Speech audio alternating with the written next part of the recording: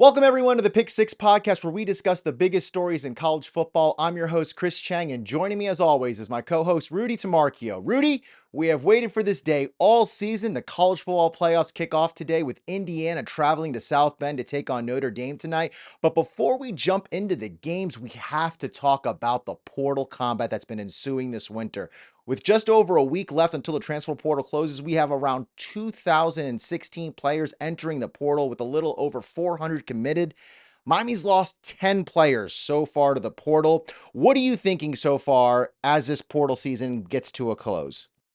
I mean, the craziest part of this year has to be because of the expanded playoffs. You've got 12 teams that are competing, and you've got players who are in the playoff. They're not starters, but they are committing and they're going into the portal and leaving town in the middle of, their team possibly contending for a national championship. I think all the alarm bells started going off with Penn State because their backup quarterback entered the portal and they're mid practice. And there's even rumors now that like one of the teams in the college football playoff are actually paying their players to stay in because the fear is that enough players will hit the portal and leave and declare themselves ineligible to play. And then the program's can even like field enough players to practice. So this is kind of insanity that the portal period expires literally after the first round of games.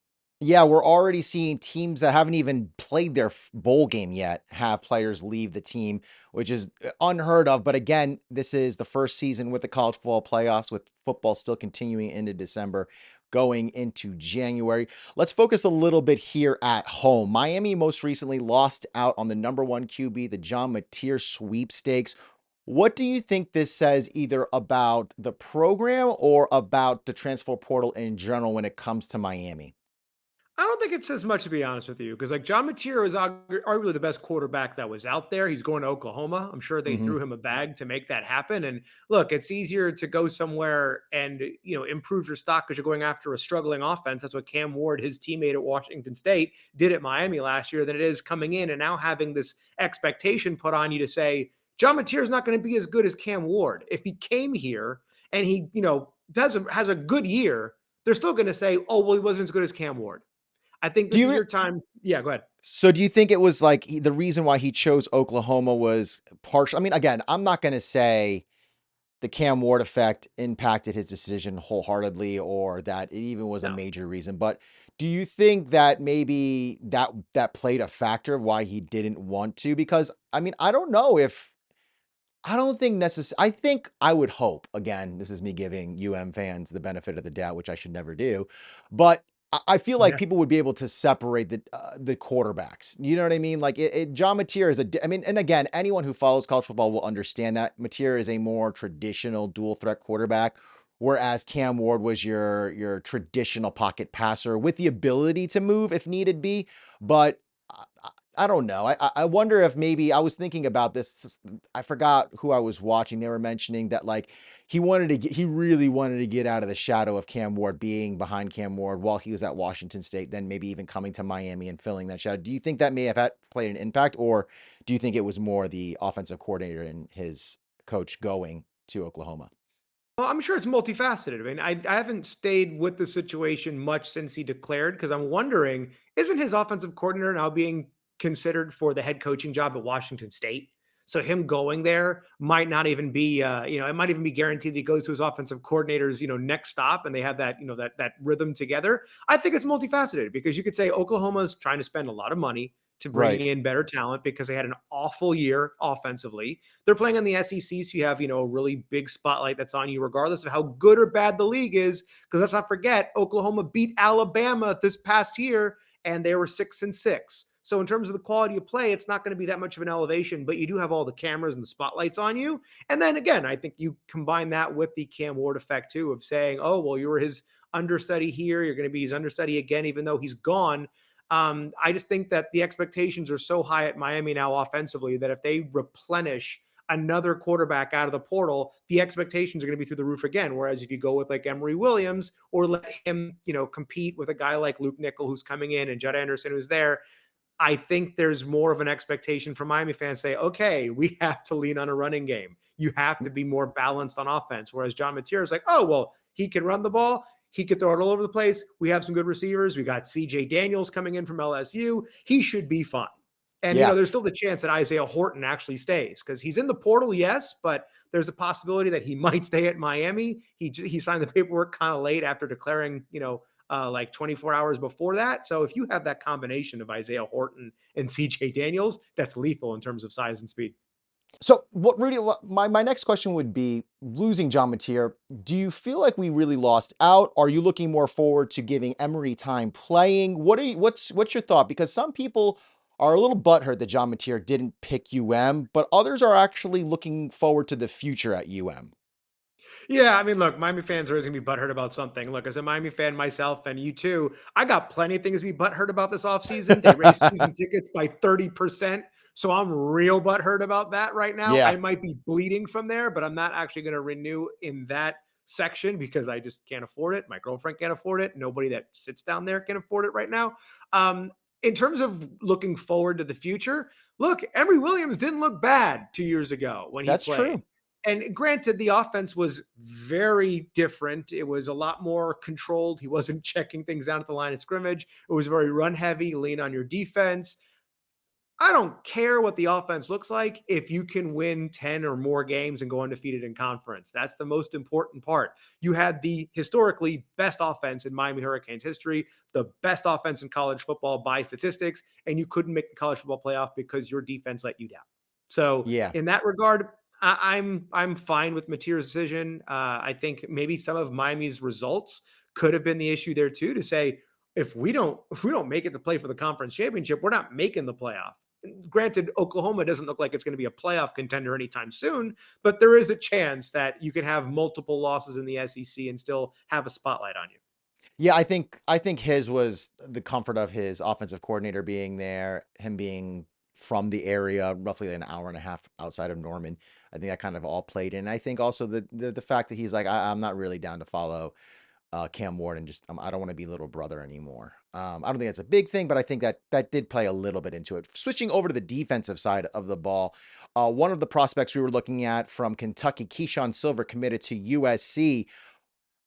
I'm not gonna lie, this one stings a little bit more than the Mateer thing. The Mateer thing I kind of understand because, like I said, it's the coaching connection, the home connection, the Cam Ward connection. The Keyshawn Silver situation is a little bit more troublesome for me for the pure fact that we've shown this year that if you come in you're from another program and you started, you're going to start here most likely, especially if you're an upperclassman, which this guy is. And it had me worrying because it's not like USC is contending whatsoever in the Big Ten. What do you think was a driving factor with Silver? And does it worry you at all that, and again, I'm not trying to throw shade on Silver, but like a Kentucky player choosing USC over Miami? Yeah, it doesn't worry me from a attracting talent perspective. It worries me from a what is that defense going to look like next year perspective Yeah, because you do have some returners, which is great. Like Ahmad Moten is staying, obviously. That's wonderful for Miami. You should see some more production from some of the guys that rode the bench, like I'm trying Justin Scott. Armando Blunt, who's a five-star recruit from last year, who should be playing. Yeah, The problem though is you need rotation, you need depth, and you need a lot more talent. I understand they're going after some guys from like NC State right now to try to add hmm some depth, but they're not exactly high profile names. But they need productivity, and that's something that look. CJ Clark was one of the NC State transfers from last year. Didn't really show a lot. Like you didn't hear his name a lot called in the broadcast. And let's just be honest, the defense looked disappointing across the entire board. I don't know how much of that you could blame on the defensive line per se, but if the defensive line is eating, it makes every other unit look better. So maybe that secondary would have looked a little better if the defensive line could have gotten some more pressure, got their heads up to bat some passes down because they're getting the ball out so quick. So I think it worries me from a defensive perspective, but not from a, hey, we didn't land. We're not going to land every big name in the portal every year. yeah. So I've been seeing, just following different UM pages, I don't follow what the people who are actually posting say. I'm following more what the comments are saying, trying to get a gauge on what's going on with the fans. And some seem to believe that the ship is sinking. And so I want to ask you, how do you think we're faring in the transfer portal this season compared to last year? I mean, obviously, removing because again, the Cam came after the winter portal, so at this time last year it was a little different. But I kind of want to use a one for one. I want to compare apples to apples. I don't want to compare all of the transfer portal, including the spring. Let's just focus on the winter. If you can remember, how do you think UM's faring compared to last year? It's kind of similar, to be honest with you, because Miami Okay. really made a late push to get a lot of their talent. I mean, yeah, you saw some guys that signed in the spring. Like I think Miami got most of their guys in that later period. Like Tyler Barron, I think signed around the same time as Cam Ward did. If you look at the early side, like Miami had a lot of decommits again, a lot of guys that were declaring to leave. That was when you lost, Jafari Harvey and Jared Harrison Hunt and Brashard Smith and all that. So it still kind of looked like the sky was falling, but also Miami last year lost what? 7 games or whatever it is, 5 games last year Yeah. versus this year where you lost two. I think the collective, the worry that Miami fans have right now is they're looking at what happened to Florida State last year. Yeah. And if you can't replenish, I mean, it's one thing to go after your high school recruits and hopefully they can get up to speed very quickly, but you need to fill some holes right now. The portal's going to do that. If you can't get a couple of big names, they're going to worry and they want to avoid. I don't think you could see Miami going 2-10 next year, but hey, if that defense doesn't get Good. better, there's a strong possibility that you could have a really bad season. Yeah. Uh, yeah, that's what I'm worried about. You were mentioning key players. Who's the big fish still left? Who are you hoping we can snag that's in the transfer portal? Because I will allude to this because I do want to move on, but I do want to highlight this really quick.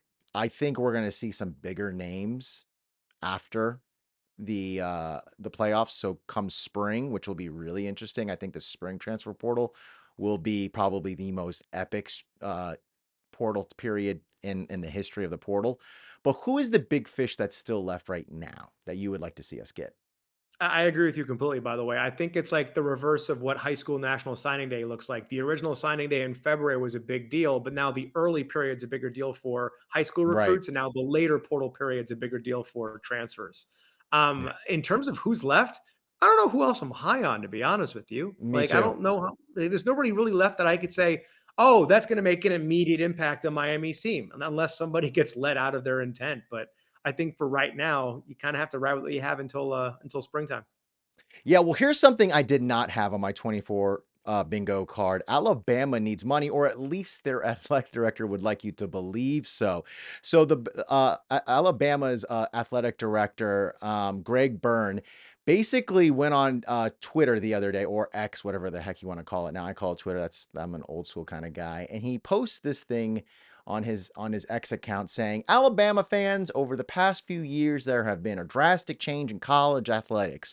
We have been careful during this transitional period to protect our position at the top of the college athletics while being mindful to listen and engage and learn from our generous supporters. Blah, blah, blah, blah, blah. Here's the good stuff. Although we have been competitive from an NIL standpoint, our competition has us in their sights and are actively trying to surge ahead with NIL. You have heard examples of other teams using promises of $1 million paydays to lure away our players or convince them to come not to come to Alabama. It's our time, Bama Nation, to fight back. So, and he goes on for another like whole other page that we can post. You can pause it and read the whole statement right there. But on a scale of 1 to I'm burying my head in my shirt, how embarrassing is this for Alabama?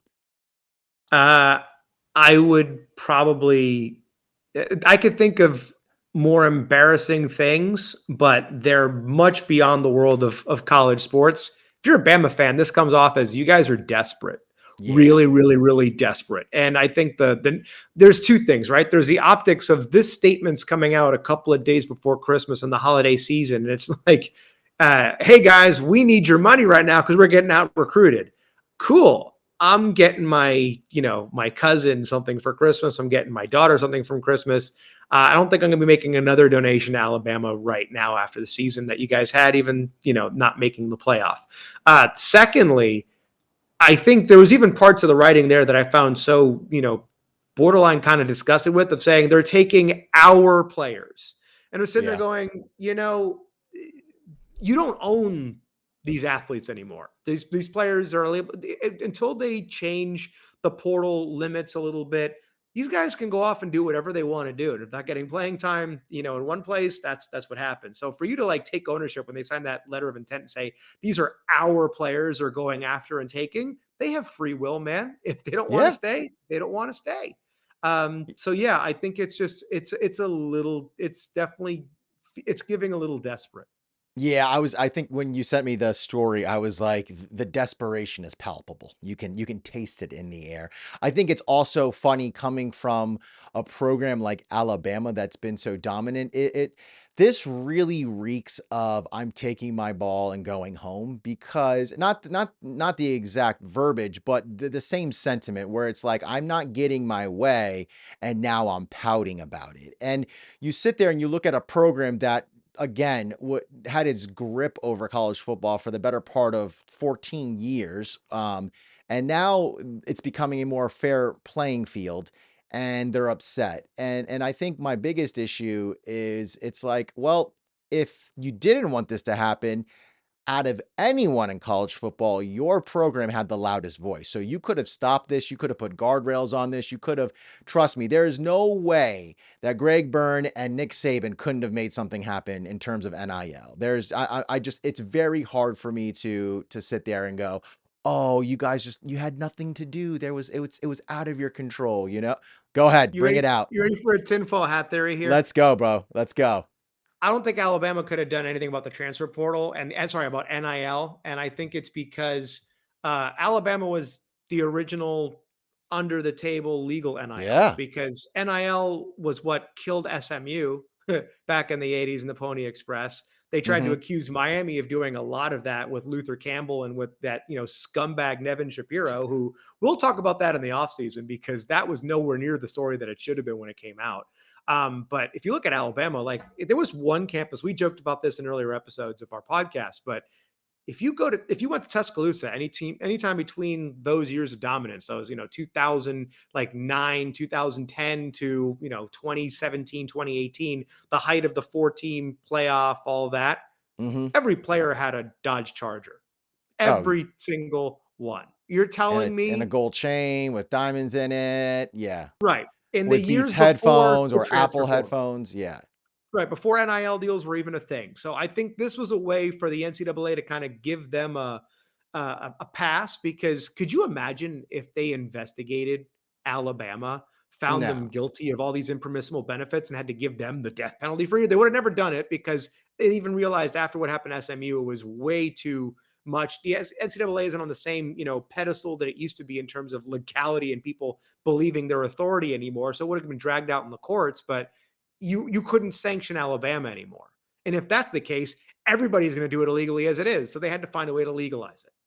No, of course. And again, this is my biggest issue is it's like I understand that, yes, the things that he's mentioning, the lack of guardrails, the wild, wild west nature of NIL, yes, needs to get fixed, but I don't think you're the person to be spearheading this. And I think it's also a little crazy that, even Nick Saban had kind of commented on the fact that he was like, when we first started NIL and when we first started, it was 1 million, and then it was 3, and then it was 5, and then this year it was 13, and then next year they're expecting it to be 20.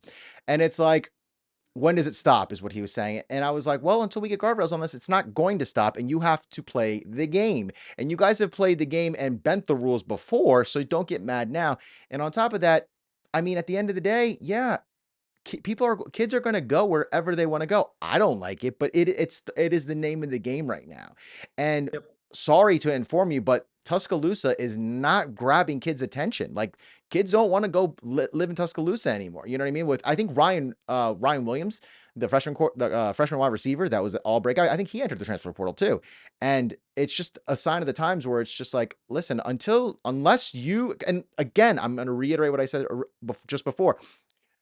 You're the athletic director at Alabama. Now, is Alabama the same team it was last year, 3 years ago? No, but you still have clout. You still have push.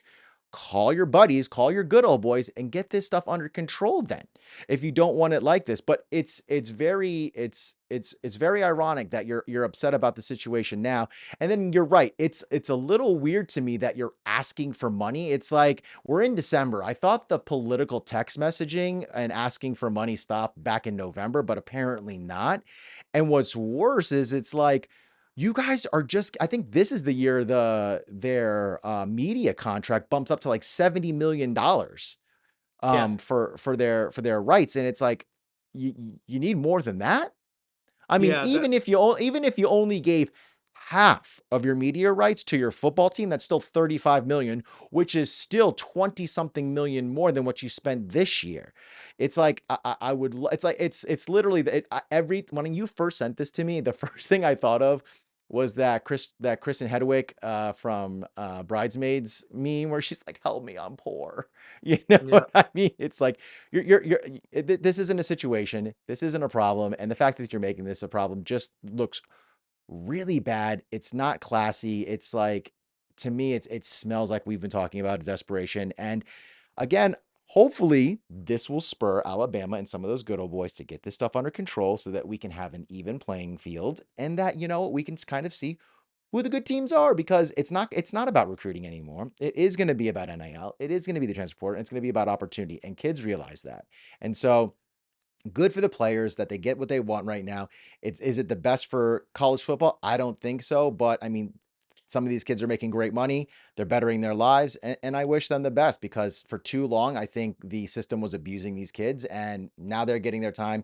And if it only is a couple years, they deserve it, you know? Yeah, like the pendulum swings, and when it goes so extreme one direction, it usually comes back extreme the other way. So there was such a imposition on the players, on the kids for so long that hey, take it while you can. And I'm wondering too, as a Miami homer, because Isaiah Horton is in the transfer portal. We talked about this a little bit earlier with Hmm. he's Who, there, by but he the hasn't way, decided yet.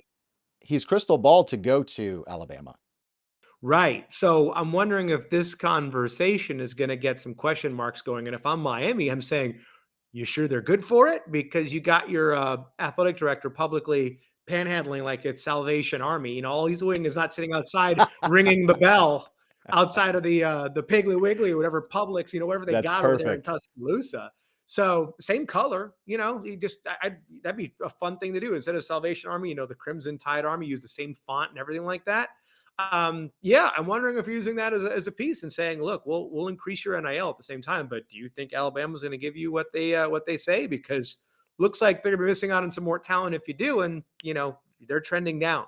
Listen, if I was an Alabama fan, I would be disgusted for the pure fact also that if our season tickets are going up by 30% and we can barely fill the Rock, their season tickets are going up. So you're like on top of increasing our season tickets. And then a lot of schools are doing this fan tax to their season tickets on top of adding it. Now you want more money. It's just, it reeks not only of desperation, but it really reeks when you really look into it as greed. It's just utter greed.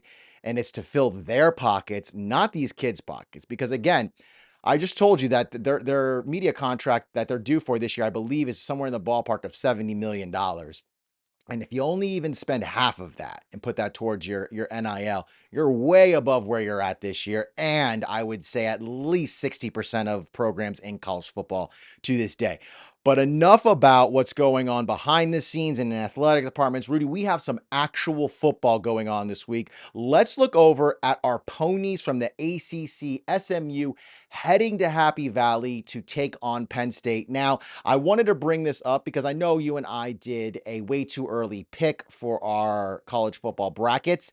You and I both had Penn State beating the Mustangs. Is that still your train of thought? Is that still who you're going with as we head into the first weekend of the college football playoff? It is kind of for now. I mean, if you look at this Kyler Murray quote that came out, he's the quarterback I believe he's for the Cardinals, the Arizona Mhm. Cardinals. Yeah. Played at Ohio State years ago. He said, like, look, I've played in. Oh, sorry, he played at Oklahoma. I played in some, cold before. Well, how cold is it supposed to be? And in the press conference, said it's going to be about 30, 30 something degrees, or 22, I think is what they said. 22 degrees, 25. I think it said 25 in the press conference. He went, Yeah. he said an expletive on there. That's kind of what I'm thinking about with SMU.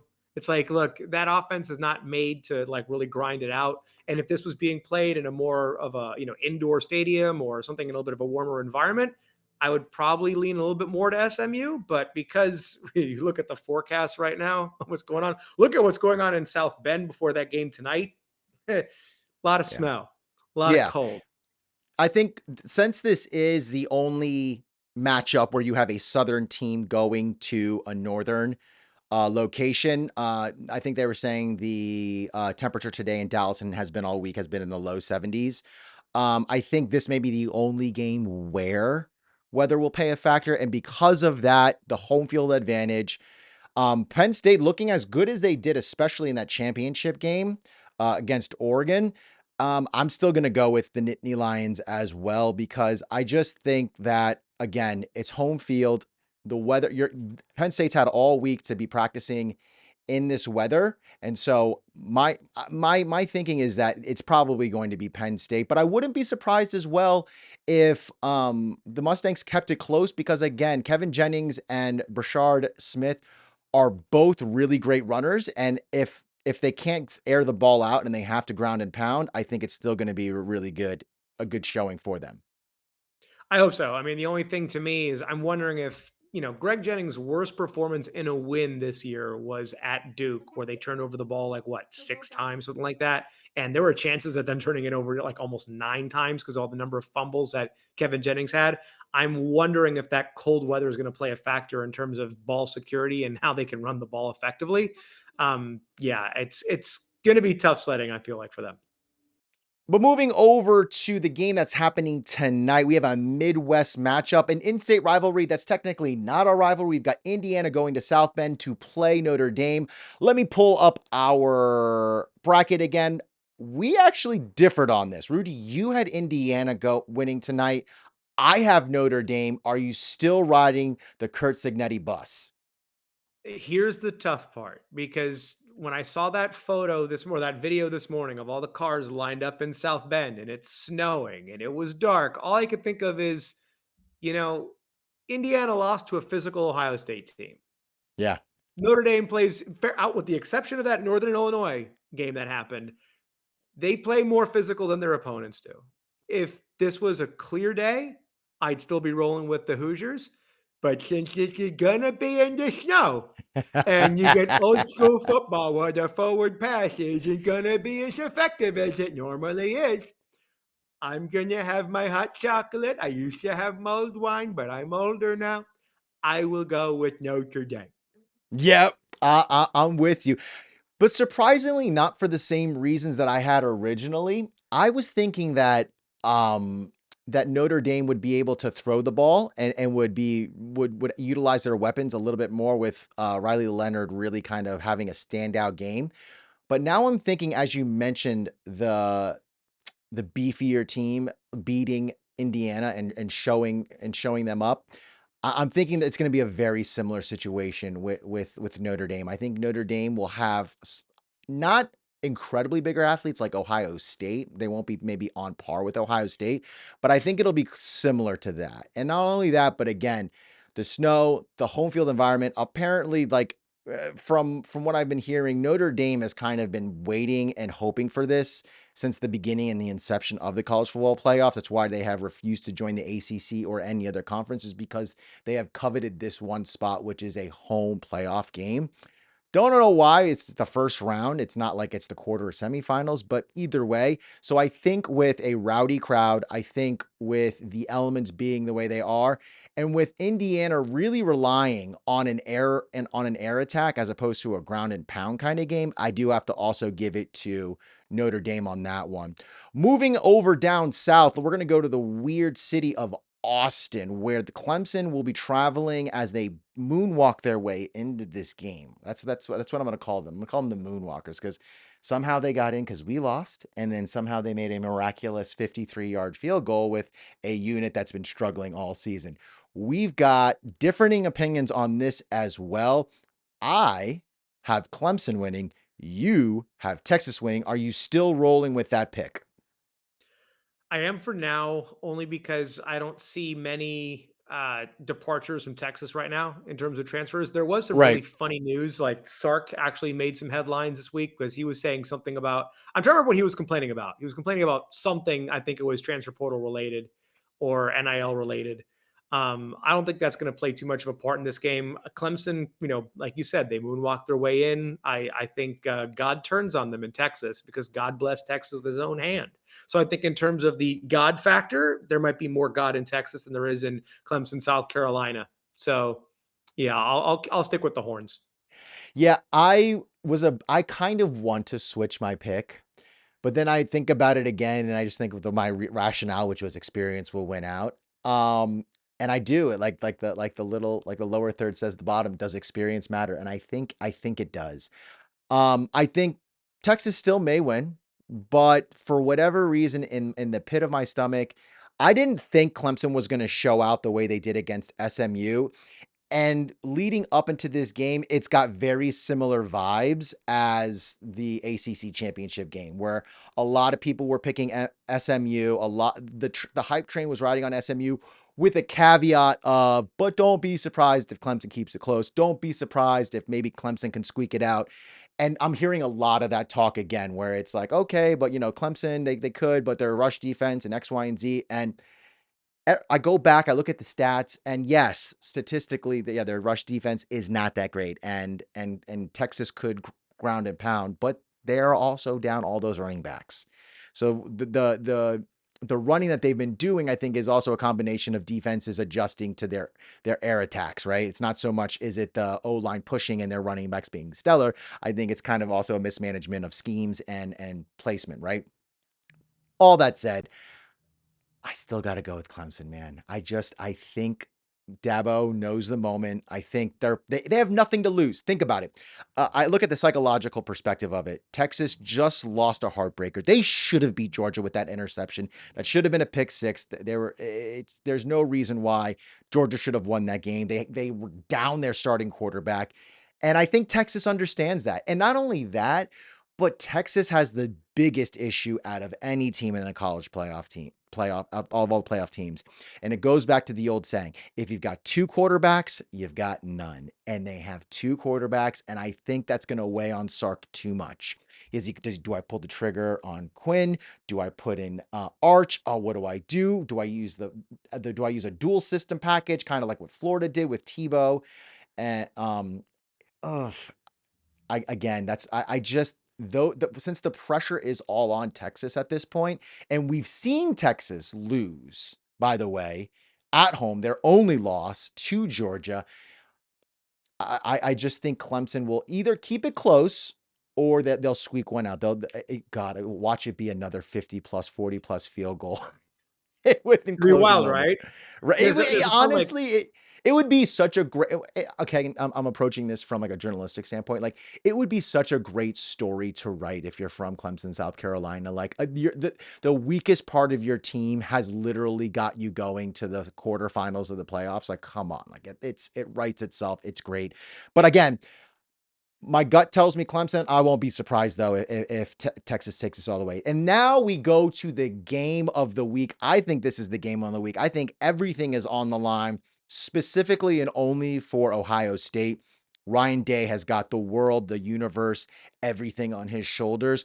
We both picked Ohio State to win this. I'm not going to lie. I'm going to go first. I know I've let you go first this whole time. fine. I really think Tennessee may pull this out. I think Tennessee is not only really good, but Tennessee, everyone keeps thinking Tennessee is this air raid because of Nico Imaliava. But when you really look at Tennessee, they are a ground and pound team. Like, and when you look at how they've won, I mean, Dylan Sampson is their team. Nico is great, and I think he will develop hopefully into an incredible, generational quarterback for Tennessee. But this isn't the Hendon Hooker days. This is a brand new team, and I think they've kind of figured that out in terms of where they're at. So I really see I see Tennessee really pulling this one out, and Ryan Day. I don't know if he will lose his job, but he's going to be pretty damn close. Yeah.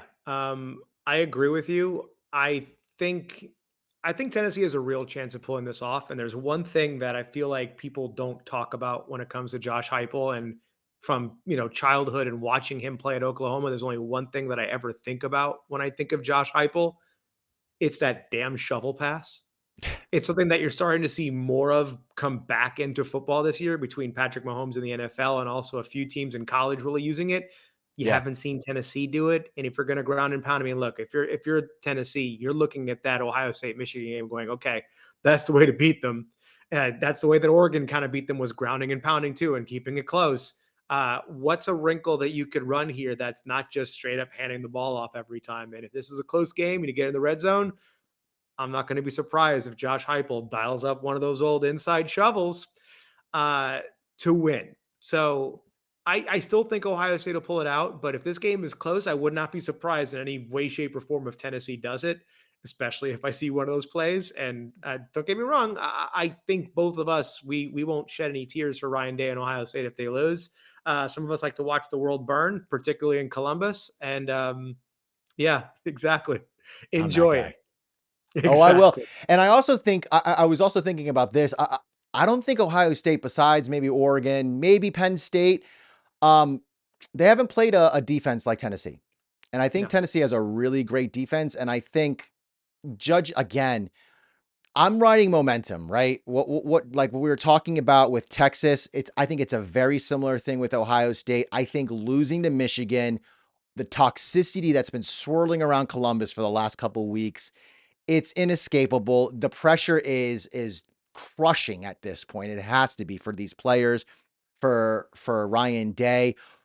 The rumors of Jeremiah Smith possibly putting his name in the transfer portal, losing their star wide receiver possibly. Again, hasn't happened, but and there's been no major evidence of it happening, but I just think the pressure is going to be too much. I know I had picked them up before. I'm flipping my pick, and I'm definitely going to go with Tennessee. I think it's going to be a great weekend of games. It's going to be fun because it's the first time we're going to get a round one, and so we will be back next week to talk about it. Rudy, anything we left out from the first week of the CFP that you wanted to cover that we didn't talk about?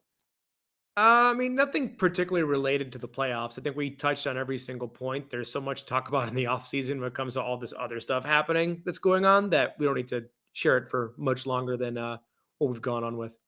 Well, Rudy, we've got another one in the books. I want to thank everyone for watching. Like, comment, subscribe if you love us. Even if you don't like us, let us know in the comment section. Until next week, be good, y'all. Win the weekend. And as always, go Canes. Yeah, I guess. Go Canes. Have fun in the Pop Tart Bowl. Rudy, have a great weekend. We're going to talk about the Pop Tart Bowl. We need to do that actually next week. We'll be doing that Pop Tart We'll Bowl do it. next week. 28th. Let's do it. Be good, y'all. See ya.